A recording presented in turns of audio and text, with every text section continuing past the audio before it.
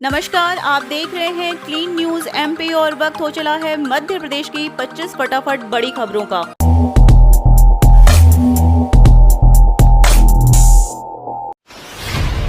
खाद्यान्न वितरण व उपार्जन संबंधित समस्याओं के लिए कंट्रोल रूम गठित। जिले में संचालित शासकीय उचित मूल्य की दुकानों से माह अप्रैल, मई एवं जून 2021 का निःशुल्क खाद्यान्न वितरण एवं प्रधानमंत्री गरीब कल्याण योजना के अंतर्गत मई एवं जून का अतिरिक्त निःशुल्क खाद्यान्न वितरित किया जा रहा है। उपभोक्ताओं को शासकीय उचित मूल्य दुकानों से खाद्यान्न वितरण के संबंध में आने वाली समस्याओं के समाधान के लिए कलेक्टर कौशलेंद्र सिंह ने दल भी गठित किया है। मध्य प्रदेश से चमक विहीन गेहूं खरीदेगी केंद्र सरकार, लेकिन यह है शर्त। कोरोना संकट के बीच शिवराज सरकार की पहल पर केंद्र सरकार ने प्रदेश के किसानों को बड़ी राहत दी है। इसके तहत अब ओलावृष्टि और अतिवृष्टि से प्रभावित गेहूं भी समर्थन मूल्य पर खरीदा जाएगा। इसके लिए केंद्र सरकार ने 10% तक चमक विहीन गेहूं लेने की अनुमति दी है। हालांकि राज्य सरकार इस शर्त से छूट चाहती है और इसके लिए प्रस्ताव केंद्र सरकार को फिर से भेजा जा रहा है। नकली रेमडेसिविर से मौतों के बाद मध्य प्रदेश में हड़कंप, एसटीएफ एडीजी को जांच का जिम्मा।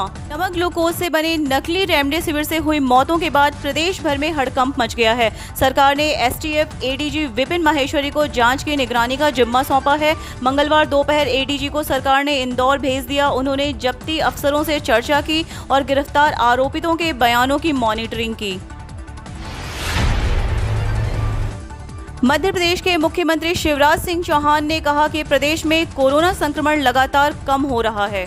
मुख्यमंत्री शिवराज सिंह चौहान ने कहा कि प्रदेश में कोरोना संक्रमण लगातार कम हो रहा है। आज कोरोना के नए प्रकरण 10,000 के नीचे आ गए हैं। प्रदेश में आज के नए प्रकरण 9,715 हैं। कोरोना वृद्धि दर 1.8% है तथा पॉजिटिविटी रेट 15.8% हो गई है। साप्ताहिक वृद्धि दर में भी कमी आई है, यह 17.8% हो गई है। आज कोरोना के 7,324 मरीज स्वस्थ होकर घर गए हैं। प्रदेश के कैदियों की रिहाई पर निर्णय सुरक्षित। मध्य प्रदेश हाई कोर्ट ने कोरोना संक्रमण के दौरान प्रदेश के जिलों में बंद कैदियों की रिहाई के मामले में निर्णय सुरक्षित कर लिया है। मुख्य न्यायाधीश मोहम्मद रफीक व जस्टिस अतुल श्रीधरन की युगल पीठ ने इसके पूर्व राज्य सरकार और कोर्ट मित्र का पक्ष सुना। बहस पूरी होने के बाद अपना निर्णय सुरक्षित कर लिया है। उजास एनर्जी का मध्य प्रदेश में 7 मेगावाट क्षमता का सौर बिजली संयंत्र ठप। उजास एनर्जी ने मंगलवार को कहा कि उसका मध्य प्रदेश में बड़ौद स्थित 7 मेगावाट क्षमता का सौर बिजली संयंत्र ठप हो गया है। उजास एनर्जी ने शेयर बाजार को दी सूचना में कहा कि कंपनी के बड़ौद में ब्लॉक संख्या S3 में स्थित मेगावाट क्षमता का सौर बिजली संयंत्र गड़बड़ी की वजह से ठप हो गया है। कंपनी की स्थिति बिजली उत्पादन क्षमता 235 मेगावाट है। मध्य प्रदेश के इन सरकारी शिक्षकों को भी अब मिलेगा सामूहिक बीमा योजना का लाभ। कोरोना संक्रमण के बीच मध्य प्रदेश में शिक्षकों के लिए राहत भरी खबर है। उच्च माध्यमिक शिक्षक, माध्यमिक शिक्षक और प्राथमिक शिक्षकों को भी अब सामूहिक बीमा योजना का लाभ मिलेगा। किसी शिक्षक की किसी अन्य कारण सहित अगर कोरोना से भी मौत होती है तब भी उसके परिवार को इस बीमा योजना के जरिए मदद दी जाएगी। प्रदेश के वकीलों के लिए 10 करोड़ का आर्थिक पैकेज मांगा। Madhya Pradesh high court bar association Jabalpur के अध्यक्ष रमन पटेल के निर्देश पर अधिवक्ताओं का एक प्रतिनिधिमंडल एसडीएम ओम नमः शिवाय अर्जरिया से मिला। इस दौरान मुख्यमंत्री शिवराज सिंह चौहान के नाम एक ज्ञापन सौंपा गया, जिसके जरिए वकीलों के लिए 10 करोड़ रुपए का पैकेज जारी किया जाने पर बल दिया गया। ज्ञापन सौंपने वालों में अधिवक्ता रुपेश पटेल, सुजीत सिंह ठाकुर, आकाश शर्मा व परसाई सहित अन्य वकील शामिल रहे। मध्य प्रदेश में बारिश के आसार। भोपाल, जबलपुर, रीवा, शहडोल, सागर, होशंगाबाद, ग्वालियर और चंबल संभाग में बन रहा है हवाओं का चक्रवात। मध्य प्रदेश में मौसम विभाग ने अगले 48 घंटे में अलग अलग हिस्सों में हल्की या मध्यम बारिश की संभावना जताई है। मौसम वैज्ञानिक पीके शाह ने बताया कि विदर्भ के आसपास ऊपरी हवाओं का चक्रवात बना हुआ है। इससे नॉर्थ साउथ में एक टर्फ लाइन बनी है, जिससे नमी आने से बादल छा रहे हैं। उन्होंने बताया कि भोपाल में बुधवार तक बारिश होने की संभावना है। इसके बाद बादल छाए रहेंगे। वहीं ग्वालियर, चंबल, सागर, शहडोल, जबलपुर, रीवा में अगले 2 से 3 दिन तक गरज एवं चमक के साथ हल्की और मध्यम बारिश की संभावना है।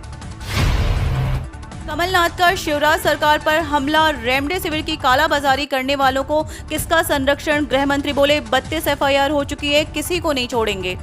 मध्य प्रदेश में रेमडेसिविर इंजेक्शन की कालाबाजारी को लेकर पूर्व मुख्यमंत्री कमलनाथ ने शिवराज सरकार पर हमला बोला है। उन्होंने इसके लिए सरकार को कसूरवार ठहराया है। कमलनाथ ने सोशल मीडिया के माध्यम से मुख्यमंत्री शिवराज सिंह चौहान से सवाल किया है कि जीवन रक्षक दवाओं की कालाबाजारी करने वालों को किसका संरक्षण है।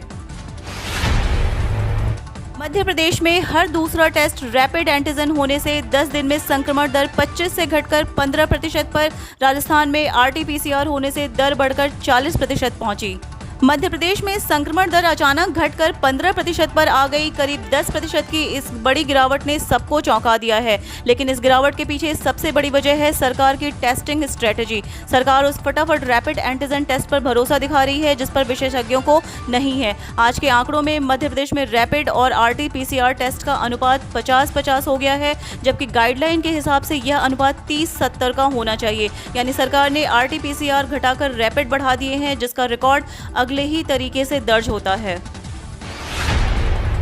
मध्य प्रदेश में बिना पात्रता पर्ची वाले भी ले सकेंगे 3 माह का निःशुल्क राशन।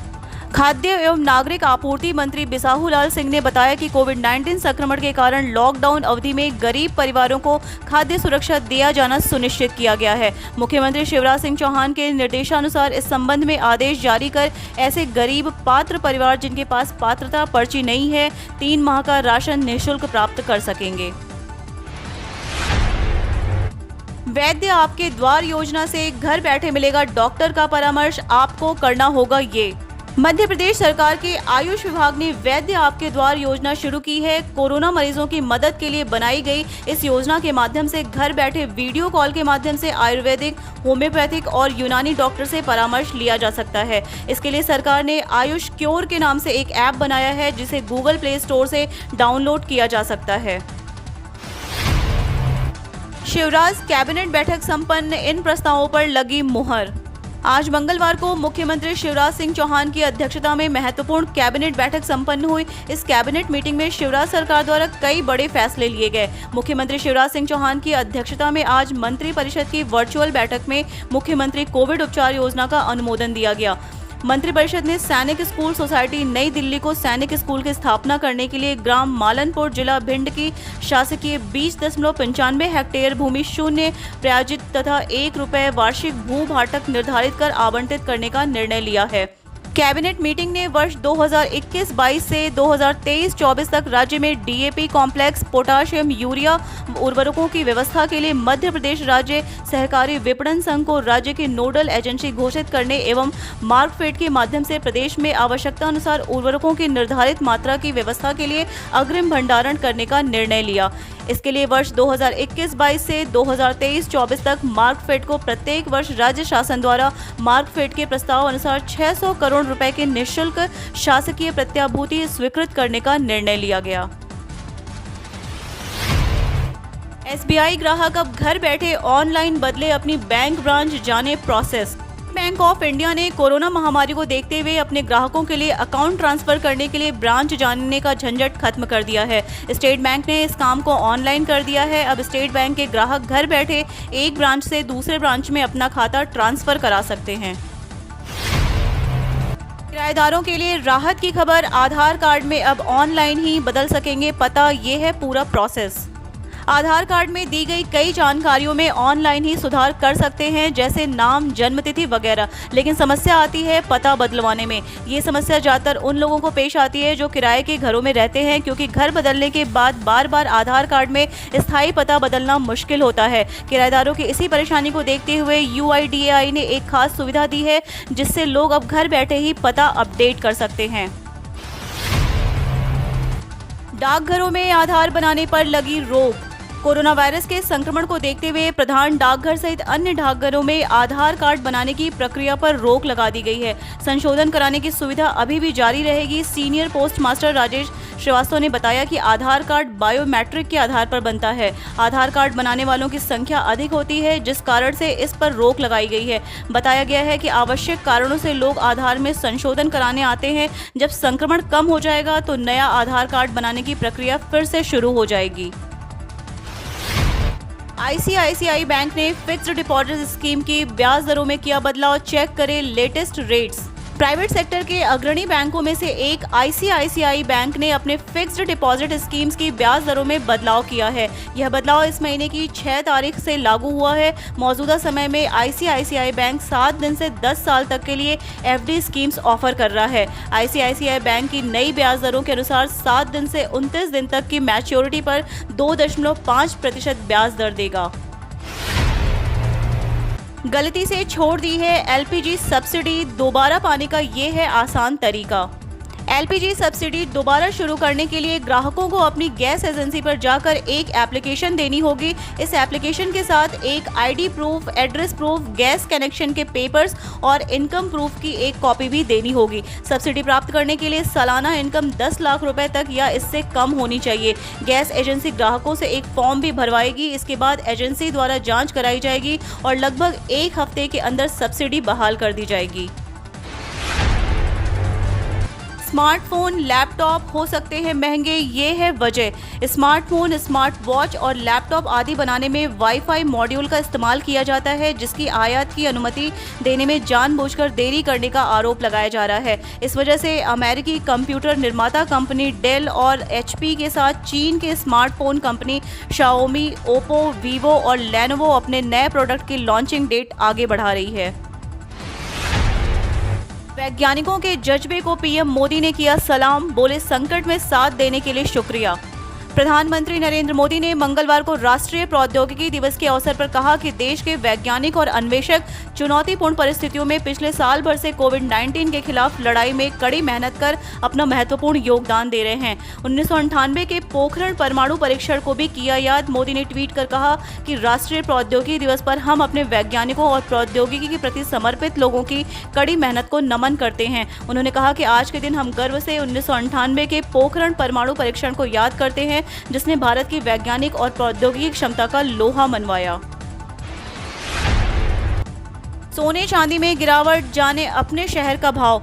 सोने और चांदी पिछले दिनों की तेजी के बाद आज मामूली गिरावट देखने को मिल रही है। मल्टीपल कमोडिटी एक्सचेंज पर सोना आज 47,800 रुपये प्रति 10 ग्राम के आसपास कारोबार कर रहा है। वहीं चांदी 71,500 रुपये प्रति किलोग्राम के आसपास कारोबार कर रहा है। आसमान पर पहुंचे लोहे के दाम, एक कमरे की कंस्ट्रक्शन कॉस्ट में 30% का इजाफा। आयरन और यानी कच्चे लोहे का दाम इंटरनेशनल मार्केट में आसमान पर पहुंच गए हैं, जिसका असर भारत में भी साफ देखने को मिल रहा है। 2 महीने में भारत में सरिये के दाम 20 से 25% तक बढ़ गए हैं। लोहे के साथ साथ कंस्ट्रक्शन से जुड़ी और भी आइटम की कीमत में इजाफा देखने को मिल रहा है। लोहे के अलावा सीमेंट, बदरपुर और रोड़ी की कीमत में भी 10 से 15% की बढ़ोतरी देखने को मिल रही है। जानकारों की माने तो लोहे की कीमत में इजाफा की वजह से एक कमरे के कॉस्ट में 30% तक का इजाफा हो गया है।